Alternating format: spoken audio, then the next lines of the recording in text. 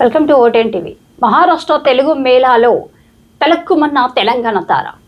Mumbai west థానేలో doctor Kashinath Ganekar ఆడిటోరియంలో federation of Telugu association of Maharashtra సంస్థ వారు నిర్వహించిన మహారాష్ట్ర తెలుగు మేళవా కార్యక్రమానికి ముఖ్య అతిథిగా వచ్చిన కలియుగ పట్నంలో నటించిన నూతన సినీ తార ఆయేషి పటేల్ పాల్గొన్నారు. ఈ సందర్భంగా తెలుగు సినీ తార ఆయేషి పటేల్ మీడియాతో మాట్లాడుతూ ఈ బొంబాయిలో మహారాష్ట్ర తెలుగు మేళవా కార్యక్రమం ద్వారా బొంబాయిలో ఉన్న తెలుగు వాళ్ళందరినీ ఒకేసారి కలవడం చాలా సంతోషంగా ఉందని తెలిపారు.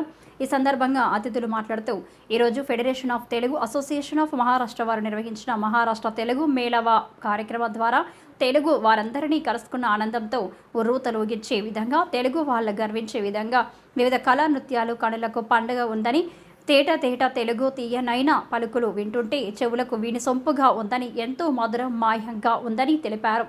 దేశంలో ఎక్కడికెళ్ళినా సరే మన తెలుగువారు ఐక్యంగా ఉంటారని, ప్రపంచ పటంలో ప్రతి దేశంలో కూడా మన తెలుగువారు స్థాన బలం సాధించగలుగుతున్నారని, మల్దీవుల్లో కూడా మన తెలుగువారి స్థిరపడి ఉన్నారని తెలిపారు. ఈ కార్యక్రమానికి ఆహ్వానించిన ఈ ఆర్గనైజేషన్ ప్రెసిడెంట్ జగన్ బాబుకి, అశోక్కి ప్రత్యేక ధన్యవాదాలను తెలిపారు. తెలుగు వారందరూ ఎక్కడున్నా సరే బాగుండాలని, ఐక్యంగా అభివృద్ధి చెందాలని ఆకాంక్షిస్తూ ఈ కార్యక్రమానికి విచ్చేసిన తెలుగు ప్రజలందరికీ అభినందనలు తెలిపారు.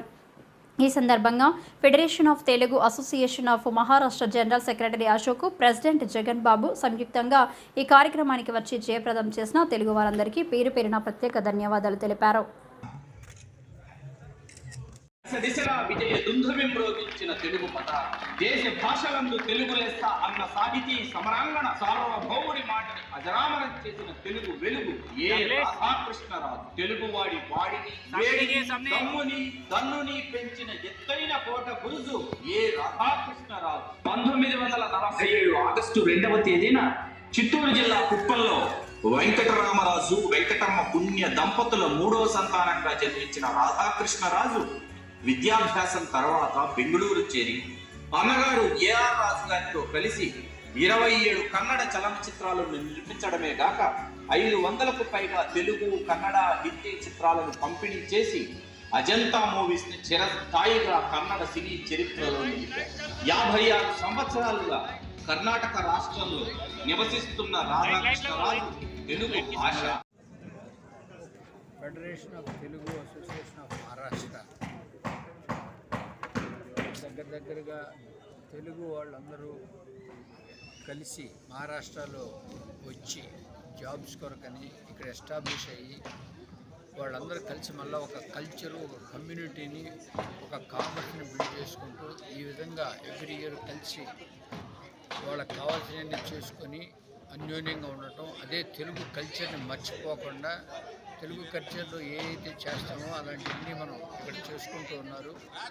అలాంటి సందర్భంగా మనకి జగన్ దీన్ని బాగా అరేంజ్ చేసి చేస్తున్న దానికి ఎప్పుడు మన ఎక్కడైతే మాతృభాష అని ఉంటుందో ఆ మాతృభాషను మర్చిపోకుండా మనం ఈ విధంగా చేసుకుంటుంటే అదే కల్చర్ మన పిల్లలకి వాళ్ళందరికీ కూడా మనం ఏ దేశం వెళ్ళినా ఏ కంట్రీకి వెళ్ళినా కూడా మన భాషని మనం మర్చిపోకుండా ఇలా సెలబ్రేట్ చేసుకుంటూ మన కల్చర్ ఏంటో అందరికీ తెలియజేసేటట్టు వాళ్ళ కల్చర్ని కూడా మనం అక్కడ ఉంటున్నాం కాబట్టి దాన్ని మనం అలవాటు పరుచుకొని రెండింటిని చేసుకుంటూ ఉంటాం.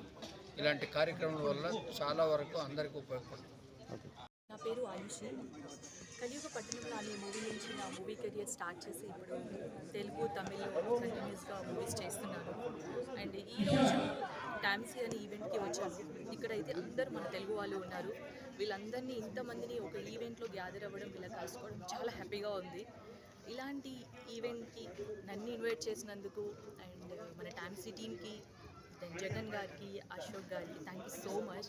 I feel so blessed, very happy part of this great event. ఎందుకంటే ఇంతమంది తెలుగు వాళ్ళని అది ముంబైలో చూడడం and more over like Mumbai is my favourite city. ఎందుకంటే మా తాతయ్య గారు ఇక్కడే సెటిల్ అయ్యారు, మా డాడీ కూడా ఇక్కడే బార్న్ అయ్యారు. సో ఎప్పుడు ముంబై వచ్చినా కూడా ఏదో ఒక చిన్న తెలియని స్పెషల్ మూమెంట్ ఉంటుంది. ఎవరిని చూసినా మన అన్న ఫీలింగ్ వస్తుంది, ఎందుకంటే తెలుగు వాళ్ళు చాలామంది ఉన్నారు కదా.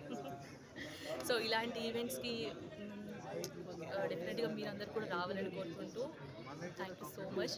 I really need your blessings, support. Thank you.